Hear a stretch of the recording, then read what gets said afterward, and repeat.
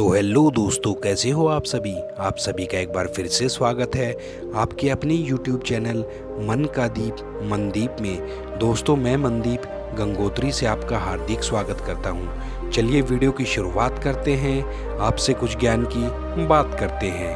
दोस्तों, सुदामा ने अपने जीवन का लंबा वक्त निर्धनता के साथ क्यों बिताया। मित्रों, जब कभी भी एक सच्ची मित्रता की मिसाल दी जाती है तो सबसे पहले जिनका उदाहरण हमारे दिमाग में आता है उनका नाम है श्री कृष्ण और सुदामा। आपने इनकी घनिष्ठ मित्रता से जुड़े कई पौराणिक किस्से जरूर सुने होंगे, परंतु मित्रों, क्या कभी आपके मन और मस्तिष्क में ये प्रश्न उठा है कि एक ही आश्रम से शिक्षा दीक्षा प्राप्त करने के बाद भी कैसे इनमें से एक मित्र यानी कि श्री कृष्ण तो आगे चलकर द्वारका के राजा बने, परंतु सुदामा ने जीवन का लंबा वक्त निर्धनता के साथ क्यों बिताया। क्या भगवान श्री कृष्ण को अपने मित्र की इस परिस्थिति के बारे में पता नहीं था, या फिर यह भी मुरलीधर की ही कोई लीला थी। मित्रों, सुदामा जी इतने निर्धन क्यों थे, इसके पीछे एक पौराणिक कथा है जिसके बारे में आज हम विस्तार से जानेंगे। बहुत समय पहले की बात है, किसी गांव में एक वृद्ध महिला रहा करती थी जो बहुत ही गरीब थी।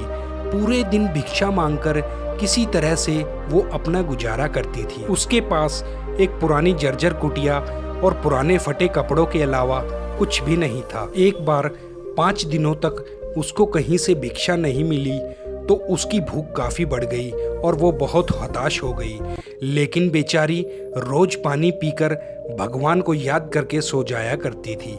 छठे दिन उसे दान में कुछ चने मिले तो उसने मन ही मन ईश्वर को धन्यवाद कहा और उसने उन चनों को एक पोटली में भरा और अपने सिरहाने रखकर यह सोचकर सो गई कि अगले दिन वो इन चनों को भोग लगाकर खा लेगी। लेकिन उसी रात उस कुटिया में कुछ डकैत आ धमके।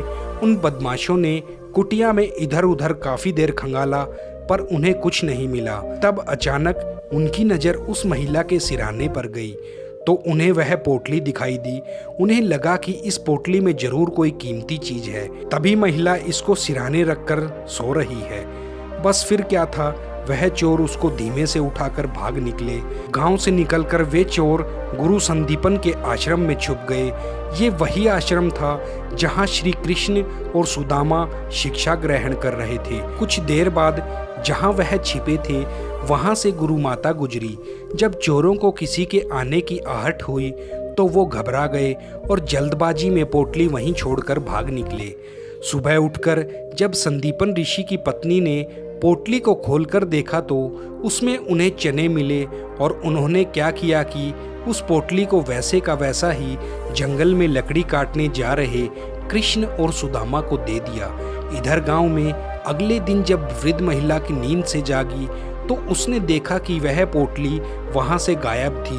वह पोटली वहां पर नहीं थी तो वो समझ गई कि रात में किसी ने उसकी पोटली को चुरा लिया है।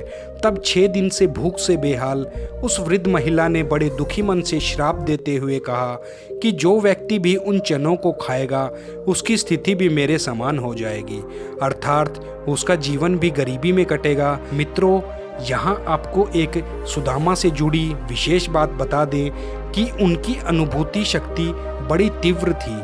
उन्हें पोटली को छूते ही उस निर्धन वृद्ध महिला के श्राप का ज्ञान हो गया था। उधर श्री कृष्ण और सुदामा जब जंगलों में लकड़ियां काट रहे थे तो वहां अचानक से बारिश होने लगी और तूफान भी आ गया। इतनी बारिश देखकर श्री कृष्ण और सुदामा एक पेड़ के नीचे रुक गए। बारिश काफी देर नहीं रुकी तो कुछ देर बाद दोनों को भूख भी लगने लगी। श्री कृष्ण ने सुदामा से कहा, सुनो मित्र, मुझे भूख लगी है। गुरु माता ने जो चने दिए थे वो हमें खिला दीजिए।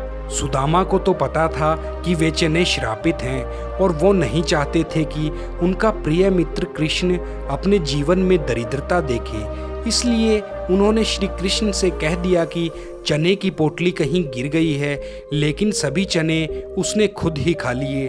और मित्रों, इस प्रकार भक्त सुदामा ने मित्रता धर्म का पालन किया और दरिद्रता का श्राप अपने ऊपर ले लिया। इस कथा से ये साबित होता है कि जीवन में भले ही सुदामा कितने भी दरिद्र रहे हों, पर उनका हृदय बहुत बड़ा था। भौतिक दृष्टि से आप भले ही सुदामा को निर्धन कह सकते हैं, पर आध्यात्मिक दृष्टि से तो उनसे धनी इस संसार में कोई भी नहीं है, जिसने दरिद्रता का इतना बड़ा श्राप प्रभु से अपने ऊपर ले लिया।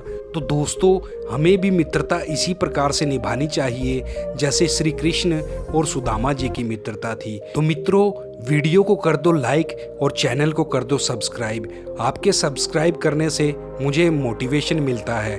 तो एक बार सभी मिलकर बोलें जय श्री कृष्णा, और कमेंट में दोस्तों जय श्री कृष्णा जरूर लिखना और अपनी हाजिरी जरूर लगाना। आप सभी का धन्यवाद।